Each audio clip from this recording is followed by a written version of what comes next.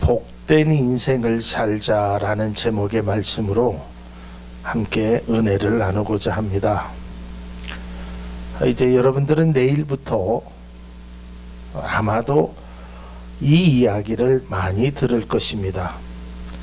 귀로도 들을 것이고 핸드폰에 여러분들에게 문자로 이런 문구의 글이 많이 들려지고 보여지게 될 것입니다. 새해 복 많이 받으세요.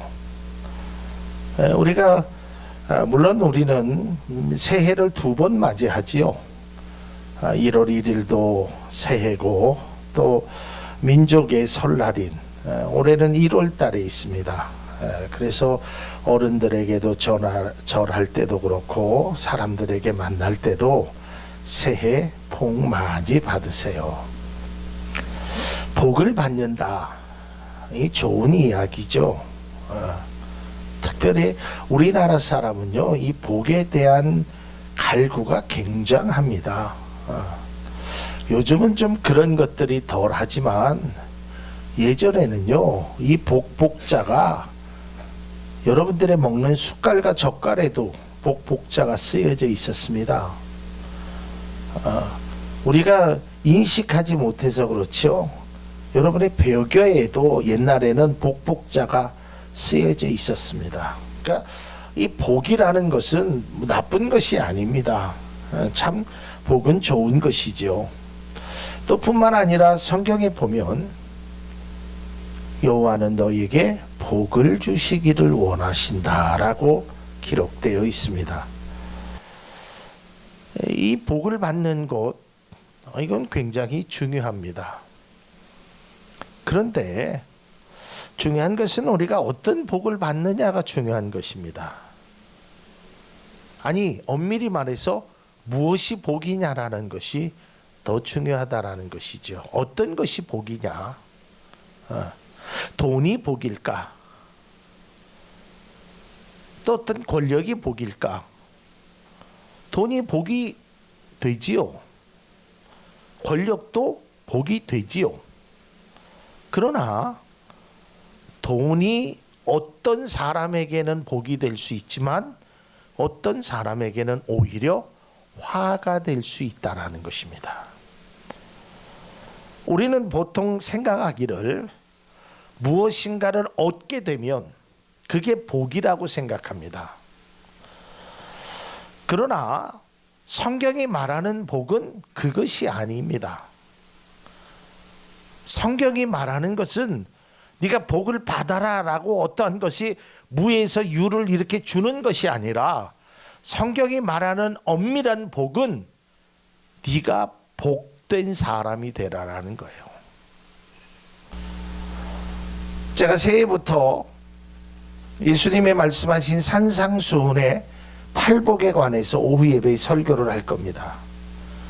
예수님이 말씀하신 복, 여러분 거기에 보면 네가 그런 사람이 되라라는 거예요. 온유한 사람이 되라라는 거예요. 마음이 청결한 사람이 되라라는 거예요. 거기에 보면 네가 돈을 많이 벌어라, 네가 출세해라, 그런 말이 아닙니다. 돈을 많이 버는 것, 출세하는 것, 뭐 좋은 대학에 가는 것 다 복이에요. 그러나 그것보다도 더 근원적인 것은 내 자신이 복된 사람이 되어야 된다라는 것입니다. 오늘 본문에 복이 있는 사람은 이라고 표현됐지 복을 받은 사람이라고 표현되어 있지 않아요. 다시 말해서 복이라는 것은 소유를 말하는 것이 아닙니다. 존재를 말하는 것입니다. 소유의 복은 한계가 있습니다. 그게 때로는 복이 될지 화가 될지 그건 아무도 알 수 없습니다. 오히려 그것 때문에 화가 되는 사람이 많이 있습니다. 여러분 얼마 전에 형제 간에 칼부림이 난 걸 보지 않았습니까? 뭐 때문에 그래요? 돈 때문에 그랬어요. 갑자기 형이 일확천금에 복권에 당첨되었죠. 그때만 해도 그게 복인 줄 알았단 말이에요. 그런데 그게 오히려 형제 간에 살인을 불러일으키는 원인이 되었단 말이에요. 왜 그럴까요? 복된 사람이 되지 못해서 그래요. 그러니까 돈이 복이 될 수도 있고 화가 될 수도 있는 거예요. 여러분, 권력이라는 것이 복이 될 수도 있고 화가 될 수도 있어요. 중요한 것은 내 자신이 복된 사람이 될 때 그 사람에게 들어가 있는 돈이, 그 사람에게 있는 권력이, 그 사람에게 있는 능력이, 그 사람에게 있는 지식이 복이 될 수 있다는 거예요. 여러분, 가끔 TV에서 보면 정말 똑똑한 머리를 가지고 있는 사람이요, 컴퓨터를 해킹을 해서 결국은 범죄에 사용되잖아요. 여러분, 우리에게 그 똑똑한 머리를 준다라는 것, 지혜를 준다라는 것, 그게 얼마나 필요합니까? 그러나 그 지혜를 복된 사람이 쓰게 되면 그 지혜가 아주 좋은 것에, 귀한 곳에 쓰이게 됩니다. 하지만 복된 사람이 아닌 그 사람의 지혜는 오히려 사람을 속이고 때로는 사람을 무너뜨리는 일에 사용될 수 있다는 거예요. 여러분, 우리에게 건강이 복이죠. 그러나 때로는 이 복된 사람이 누리지 못하는 건강 때문에 오히려 더 많은 죄를 지을 수 있다는 사실입니다. 저는 바라기를 2020년도에 우리 성도님들이 복을 받기만을 구하지 말고 여러분 스스로가 복된 사람이 되기를 구하는 그런 기도가 여러분의 삶에 있기를 바랍니다. 여러분, 오늘 본문 1장 1편 3절의 말씀을 우리가 잘 기억하십시오. 다시 한번 3절의 말씀을 보겠습니다. 그는 시냇가에 심은 나무가 철 따라 열매를 맺으며 그 잎이 시들지 아니함 같으니 그랬어요. 여러분, 우리는 보통 열매를 추구합니다. 열매를. 그런데 여러분, 열매를 추구하는 것이 아니라 여러분이 시냇가에 심은 나무가 되어야 돼요. 이게 성경이 말하는 진정한 복의 의미가 되는 거예요. 이것이 전제되어 있지 않으면 하나님께서 아무리 복을 주셔도 오히려 안 한 것만 못한 결과를 만들어낸다라는 거예요.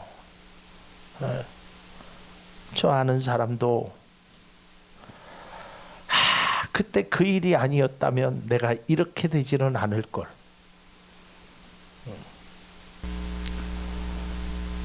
그 양반이 축사를 하면서 소똥을 치고 그렇게 그냥 평범하게 살았던 사람이 50억이라는 보상금을 받게 됐어요. 50억. 자기가 처음에 그 돈을 받는다고 할 때 가슴이 흥분되고 뭐 사람들이 다 축하해 주지. 야, 너는 이제는 고생 다 했다. 이제 소똥 안 치워도 된다. 그게 복인 줄 알았어요. 그런데 그 사람이 복된 사람이 안 되다 보니까 그 50억의 절반은 노름으로 다 없애고요. 또 그 절반은 술과 여자로 다 없애고요. 결국은 가정도 다 흩어지게 되고, 그래서 그분이 저에게 얘기하는 것이 그거예요. 내가 그때 그 돈을 안 받았었어야 된다. 나는 소똥 치우고 그럴 때가 가장 행복했다라고 얘기합니다. 왜 그럴까요? 여러분, 50억이라는 돈이 나쁘다는 것이 아닙니다. 우리가 준비되어 있지 않으면, 복된 사람이 되지 아니하면 그 50억이 오히려 우리를 무너뜨리게 만든다는 거예요. 사랑하는 성도 여러분, 오늘 시편 1편 1절서부터 6절까지의 말씀을 보면 복 있는 사람의 모습을 성경은 말하고 있습니다. 복 있는 사람이 먼저 되기를 우리가 기도할 수 있기를 바랍니다. 그리고 그런 사람이 되었을 때 하나님께서 나에게 주시는 복이 그게 진짜 아름다운 열매를 맺어갈 수 있게 되는 것입니다. 그러나 우리가 시냇가에 심은 나무가 되지 아니하면 철 따라 주시는 열매를 우리가 감당할 수도 없고 그 열매가 오히려 우리에게 독이 된다라는 것을 우리는 인식해야 합니다. 지난 연말에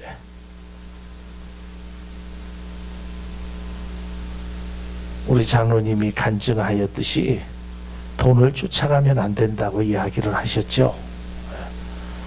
복도 마찬가지예요. 여러분, 복을 쫓아가다 보면 우리의 신앙도 변질될 수 있습니다. 구복적인 신앙에 갈 수 있습니다.